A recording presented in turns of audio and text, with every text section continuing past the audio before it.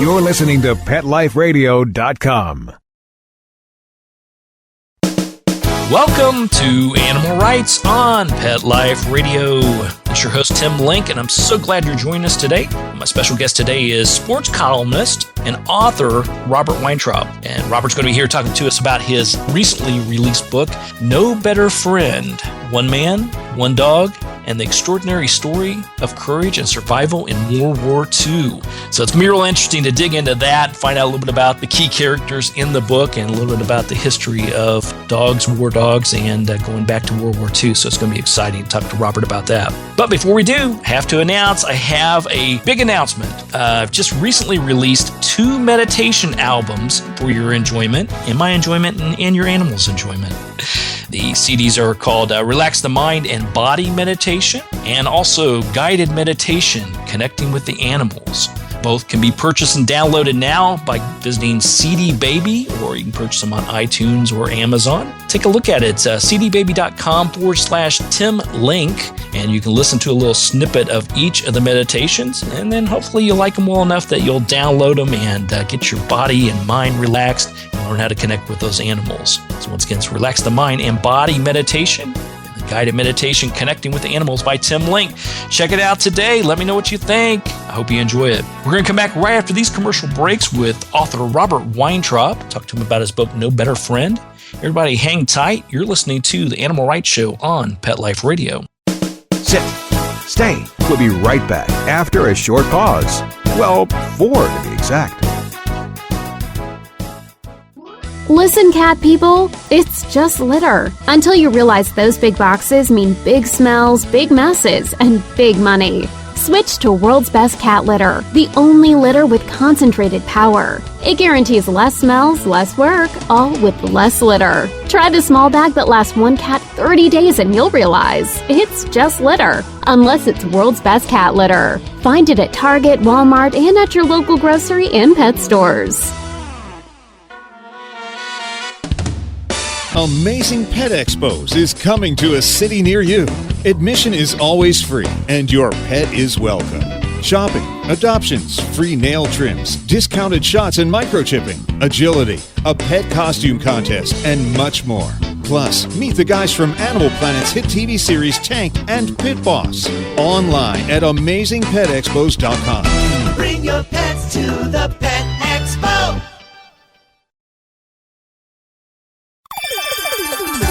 Let's talk pets on PetLifeRadio.com.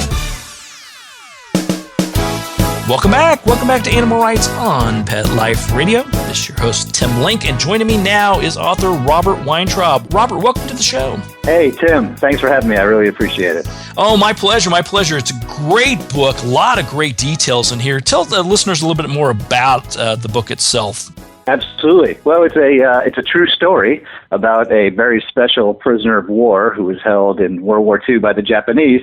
Very special in that she was, as you might surmise, a dog named Judy, a English pointer, in fact, a purebred pointer, who was a mascot on a Royal Navy ship before and then during the war. When the war broke out in the Pacific, she was based in Singapore, and through an incredible series of events, wound up being captured along with many of her crewmates, as you would expect, by the Japanese, and then was held in several camps, mostly in Sumatra, the largest island in the chain that we now call Indonesia. Then it was called the Dutch East Indies. And, she was in fact made an official prisoner of war thanks to a daring gambit by her best friend in the camp, who managed to bribe the Japanese commander in order to get that little thin tissue of protection for her, and wound up making animal history. And she survived the war, came back home, and was greeted as a hero back in the United Kingdom after the war was over for her incredible story of survival. No, and it amazed me because I have to admit, when I first got the book, we've been very fortunate recently to have a lot of what we'll call war dog books. Talking a little bit about the service dogs in the wars and how the dogs are soldiers in the war and the good things that happen and the great service that they did, and then what happens sometimes afterwards once they come back home, if they get a chance to come back home. So when I first picked this up, I thought, okay, let's take a look at it. It's another one of those stories, and it was totally different. I mean, how in the world, Judy, as a POW, how'd you get yourself wrapped around that idea, or how'd that idea come about, or the story come about? Yeah, great question. I was just doing a little bit of light reading, as I do, through a book called The People's Almanac, which was this kind of 1970s compendium of facts and figures and esoterica and just a bunch of random stuff all thrown together in a book. And I've loved that book ever since I was a kid, so I still have it. And every time to time, I take it down. And I just was flipping through it, and I saw a listing called Amazing Animals. And one of those animals, there was a little title called The Pooch Pow, and sure enough, it told the story of Judy just in a couple of paragraphs, not too much detail, but of course, I'm a writer, I'm an author, I'm always on the lookout for a good story. So I decided, all right, this is worthy of some further research, and as I dug into it a little bit more and really, for lack of a better term, sniffed out more about Judy's incredible story and story even before the war started and after, I realized that there was a book there. It wasn't just the usual, as you alluded to, it wasn't just a classic war dog story in the sense that she was trained to be a war dog in any way and went to war with a handler and, saw some combat or whatever and then, came home and had either a good result or a bad result back after the war was over. In her case, she was just kind of thrust into it by accident. She was adopted by some sailors, served on a ship. That ship was sunk at war, and she went on to, show incredible bravery and courage in a lot of different ways. She was sunk again a second time at sea during a prisoner transfer. She led her party of survivors across the Sumatran interior, the rainforest, and braved crocodiles. Actually was slashed by a crocodile at one point to lead them to what they hoped was safety. As it turned out, it wasn't, and they got captured. And, she was right there alongside these prisoners, these men who suffered immensely at the hands of the Japanese. And while Judy, managed to make it out the other side, she certainly suffered just as much, if not more so, by the fact that she had to scrounge for herself a great deal of that time. And the men really drew a lot of sustenance from the fact that this dog was surviving. And, in her example, they said to themselves, literally, we can do it too. If she can do it, we can do it. And a lot of men survived who otherwise might not have. And that's a large reason why she was granted, such post-war, heroism and medals, and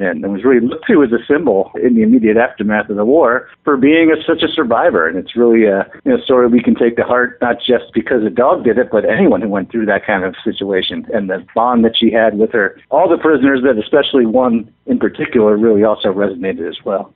Wow. And the one that she bonded with the close, or she was closest to, did they have a long history together, or was it something that was formed at one of the camps? How did that relationship develop? No, it was formed in the camps. She was obviously close with several different servicemen along the way, starting with her original boat, which was a gunboat in China, serving in Shanghai. And along the Yangtze River, there was a gunboat that protected British interests there. And then as her life in the war went along, she was close with other various sailors on these boats. But she never really formed that tight of a bond as she did when she met this guy in camp. And he was not in the Navy. He was actually in the Air Force.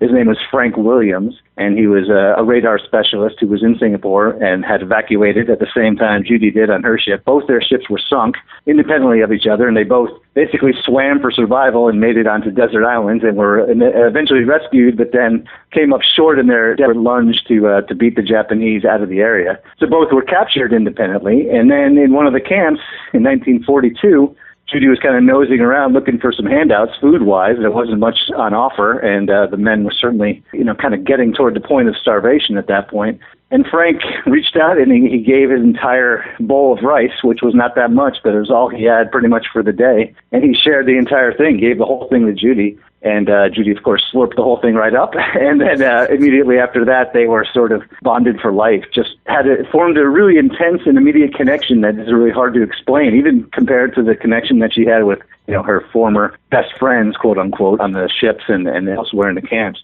Judy and Frank really formed this amazing bond, and led to them really sustaining one another and, in a lot of ways, saving each other's life. That's amazing. I mean, it's just truly amazing when you're thinking about that type of situation. I mean, it's hard to fathom it based in today's real world, but going back to those times and that relationship, and it just shows that relationship between humans and canines, or humans and animals in general, it's so powerful. Yeah, it's really true, and it's it's both poorly understood and not completely explored, maybe as it should be. I think one of the things that really piqued my interest as I was doing the research was sort of how, the kind of cross-species relationships, for lack of a better term, really hasn't really been, we kind of tend to think of it only from our end, only from the human aspect of it. What can the dogs do for us, or what can any animal do for us? And we don't really tend to explore how it's a mutual beneficial relationship in other ways, except in a case like this where you have a concrete example where both man and dog really helped each other in so many different ways. It wasn't one-sided, and they were immediately and sustained this relationship, and it saw them through. And that's an extreme circumstance, obviously, and once they went through it, they were never going to leave each other's side until one of them died, of course. But, I think in a lot of cases you see that in everyday situations. You don't have to necessarily be held prisoner of war by the Japanese to form that kind of relationship with an animal. And one of the things that I really didn't explore too much in the book, but really thought about as I was doing it was, how much more we can, kind of explore in terms of what we're getting out of animals, pets or otherwise, and how, these relationships really make us who we are and make the animals, change the animals for better or for worse, and really explore it in more detail. And I think hopefully going forward that'll happen in richer detail. Yeah, absolutely. And I talk all the time about how not only the bond between humans and the animals and canines in this particular situation, but also the purpose. I'm a firm believer that we all have a purpose, animals included, and I have to believe that as bad of a situation as this is, there was a purpose for Judy being there to help out, to show the way, to sort of give them something to fight for. Yeah, I don't think there's any question. And it wasn't just, kind of theoretical. There were plenty of circumstances, countless circumstances where one of the prisoners would be, getting beaten up basically by one of the guards. And Judy would interfere, throw her body in between the two and distract the guard, bark, growl, bare her teeth, and get the guards to chase her. She would then disappear back into the jungle, and by the time the guards realized what had happened, they'd kind of forgotten all about beating up the original prisoner. And so many prisoners were spared in that way that, it wasn't just like, as I alluded to earlier, hey, this dog is a great survivor, she's really helping, what an example she's setting. Judy was also setting an example just purely physically by actually stepping in between the guards with their rifles and the helpless prisoners. So she was doing it on a purely physical basis as well. And obviously that rose her status immensely in all of their eyes. And, there were various other times when Judy performed what you can only call heroics. I mean, it was an amazing circumstance, and, the fact that she managed to get away with it all and be liberated and come out the other end really completes the story and made it really, really special. And so I was honored to tell it. Absolutely. You did a great job with it. I mean, it's just an amazing story. So big kudos for you there. Thank you.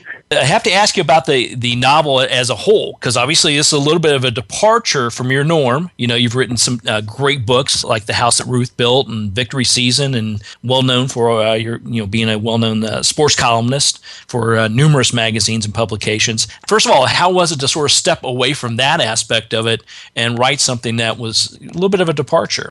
Yeah, great question. Well, it was certainly a departure. There was a little bit of trepidation about it, but in another way, I was really anxious to do that.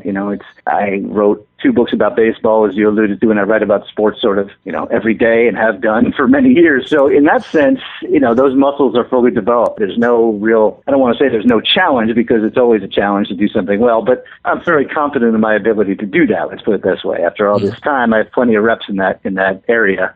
But this was something completely different, and it was a challenge, and it was something, I felt fairly confident about my ability to do it, but I wasn't 100% sure, and I didn't know, sort of how deep down the well I was going to have to go in terms of research and in terms of writing about areas of, I consider myself a fairly knowledgeable World War II historian, but I'm not an expert by any stretch, so there was going to be, that learning curve as well. It was something that I wanted to take on because of those reasons, as much as it was obviously a great story, and I didn't want to let the story go. I felt compelled to write about it, but I also wanted to challenge and to step away from my norm and to do something a little bit different. And I think that that's important in any profession, and certainly in writing, because you can get staid and kind of lapse into a comfort zone very easily, and before you know it, you kind of lost your mojo, if you will. So it was important for me to be able to do something outside the realm. And, my previous book, which was The Victory Season, as you mentioned, was about baseball, but it was also about baseball during and immediately after World War II. So there was a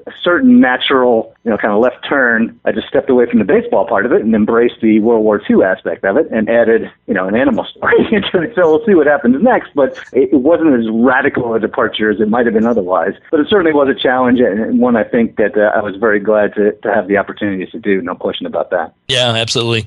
Well, maybe the next book will be animal mascots in baseball and other sports. I don't know if there's something there. If you do write about it, I'll expect my royalty check in the mail. Yes, you'll get a cut. Let me jot that down. Hang on a second. Okay, good. Yeah, all right. Good. Yeah. The check is already in the mail for you. You know that. Yeah, put it in the file with other bad ideas people have presented to me. Well, listen, we're going to take a quick commercial break. We'll come back and continue our conversation with Robert Weintraub, talk to him a little bit more about his book, and I also want to talk to him about his writing styles and comparisons and, what it's like to be a writer on a daily basis. So everybody just hang tight. You're listening to the Animal Rights Show on Pet Life Radio. Sit. Stay. We'll be right back after a short pause. Well, 4 to be exact. Hi, Jill. I see you and Bella are enjoying this lovely day as well. It's a perfect day for a walk. Isn't that right, Bella? And what a colorful ID tag you have, Bella. It certainly puts my Rusty's boring engraved tag to shame. Isn't it great? It's a dog tag art tag. Dog tag art? Yeah, dog tag art makes the world's coolest pet ID tags. Pick from hundreds of cute designs or upload your photos or artwork to create a unique tag of your own. They even give you 4 lines of text on the back of the tag for important contact information. I love it! But do they hold up?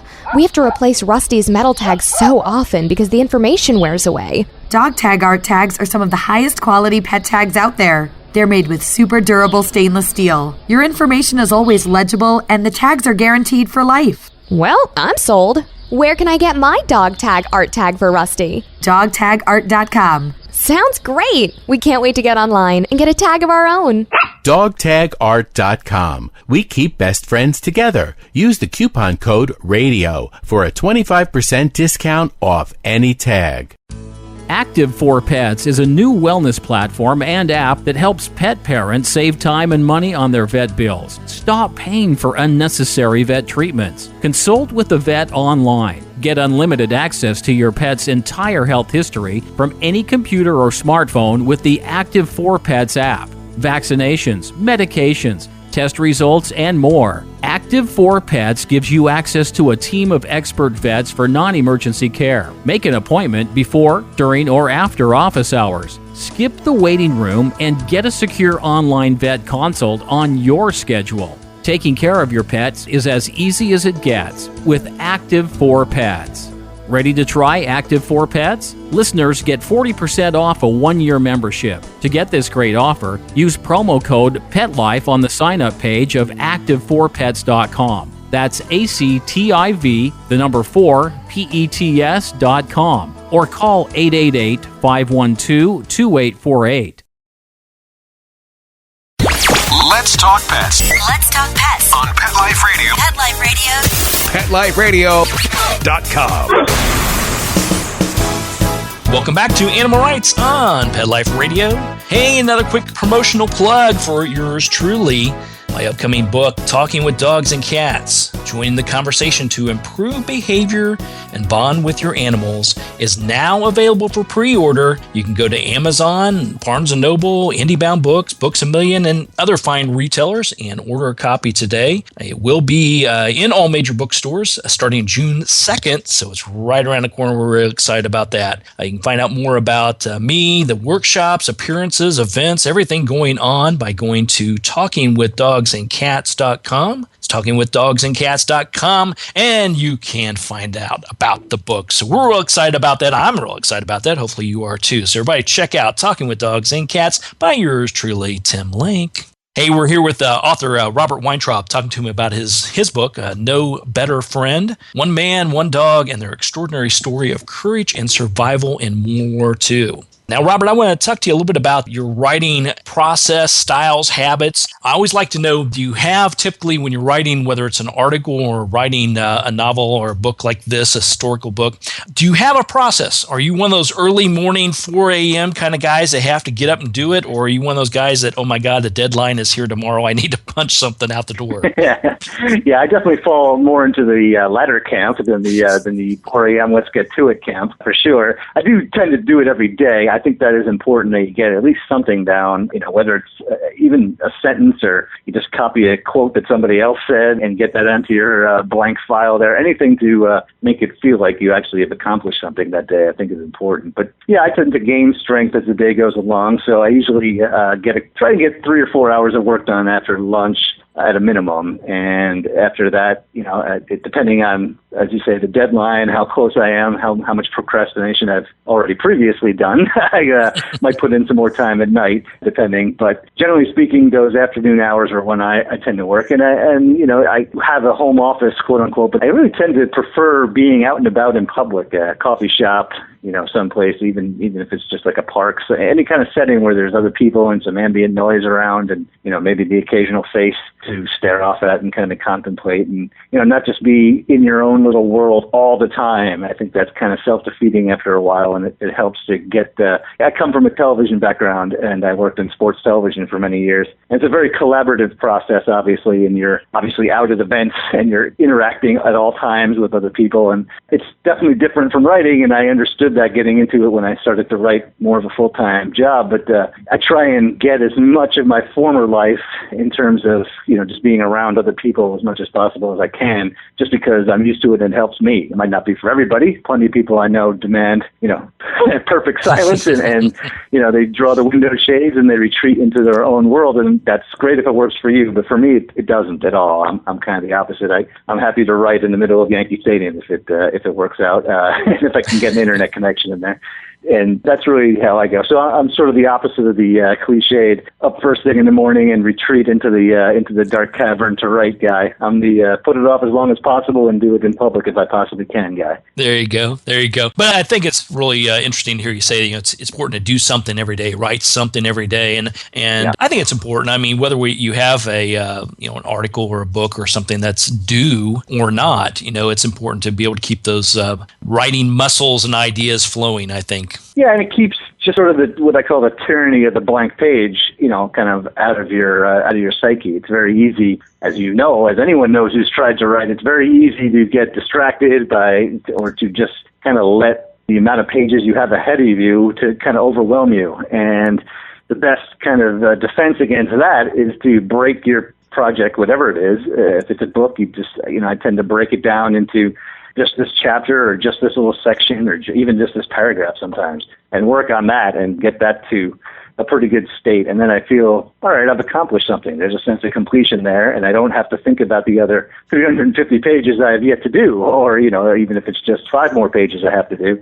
That sort of is put into the back burners of your mind, and you have much more of a sense that I'm going pretty well here. I'm achieving something. This is good. Now I just have to repeat that, and before you know it, you'll have an article or a book, or even just a short column. And like I say, that definitely is how I approach it, and it's worked for me so far. It might not work for everybody, but I do think that getting something down and just having it in front of you and having some thoughts and some words on the paper, and then you can go from there, that's really important. And if you can do that every day, that'll really help you in the big picture. Yeah. Now, this book, obviously, there are a ton of research that I imagine went into it, and it's quite a hefty piece of reading, so there's a lot of good stuff in there. What about the timing for it? How long did it take you to do the research and put the old pen to paper and get it all ready to go before even the publishers get a hold of it to edit and do all their wonderful magic? Right. Yeah. Well, as I always say, you don't really finish a book; they just kind of take it away from you and tell you you're finished. So it could have gone on for much longer, but at a certain point you just got to release it and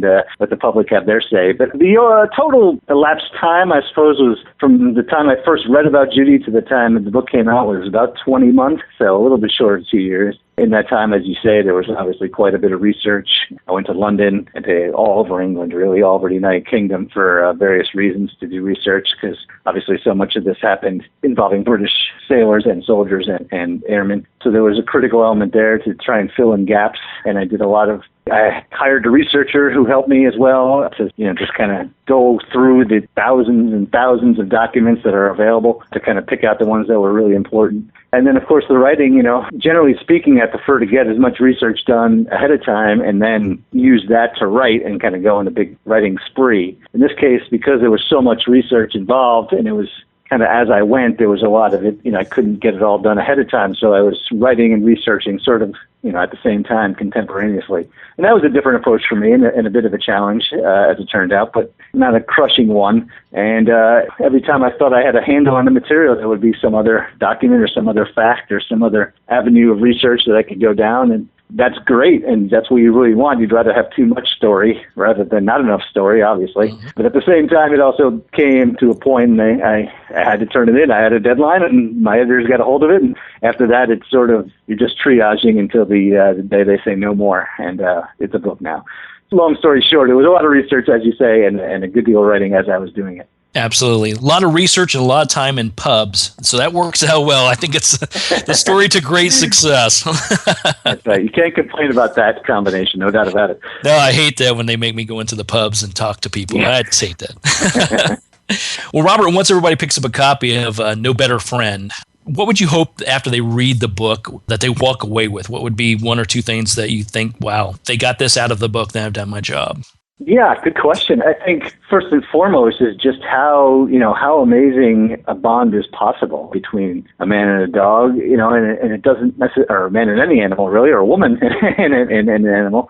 And, the fact that it took these extreme, incredible circumstances in this particular case to make it happen doesn't necessarily have to be the case. As I think I alluded to earlier, this kind of thing is certainly possible, I feel like, between man and dog or man and animal and in other circumstances and in everyday life. And, I'd like to think that somebody who reads the book will turn to either their pet or contemplate getting a pet of their own and, trying to form a similar bond with that animal. And I think the animals certainly deserve that. They're our best from us. And, certainly Judy was an extreme example, but, in everyday life, we can all do a better job of, kind of trying to form that kind of lasting connection with our pets and with the animals we come across in the day-to-day circumstances. Absolutely. Yeah, very well put. Very well put. So I've got to ask you, do you have any furry friends in your family? And if so, let's give them a shout out right now. Well, it's amazing and coincidental that you asked that, because my 7-year-old daughter just today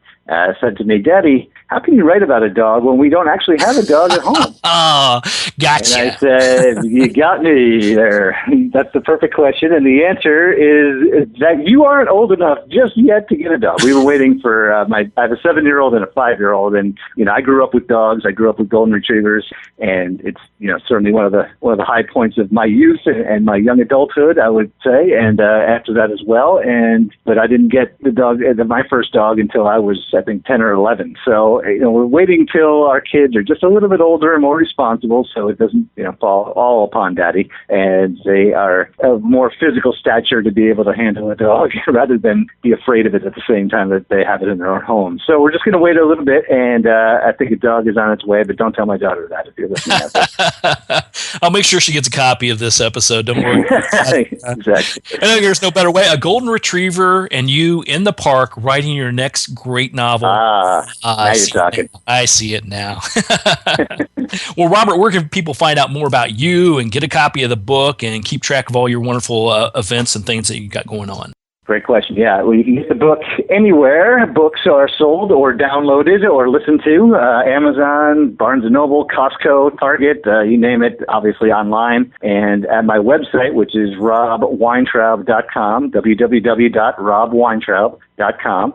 It's WEINTRAUB, in case you were wondering. And you can buy the book through my website, or you can buy it at littlebrown.com, the publisher, Little Brown. Or, just enter it into a Google search, and somewhere along the way, you'll definitely be able to buy a copy or download a copy. And the same goes for the website. That'll keep you up to date with all my other writings, mostly about sports, but I do dabble into other things. Just today I had a piece on foxnews.com about canine post-traumatic stress disorder and, what I think may have actually befallen Judy after the war, and certainly befalls a lot of humans and a lot of soldiers and way more dogs than is probably previously understood, not just dogs that have seen combat, but any dog that's had some kind of trauma in his or her background, and that obviously goes for rescue dogs more than probably any other variety. So you can check that out at foxnews.com. Look out for my name anywhere on the internet or where you can read anything of interest.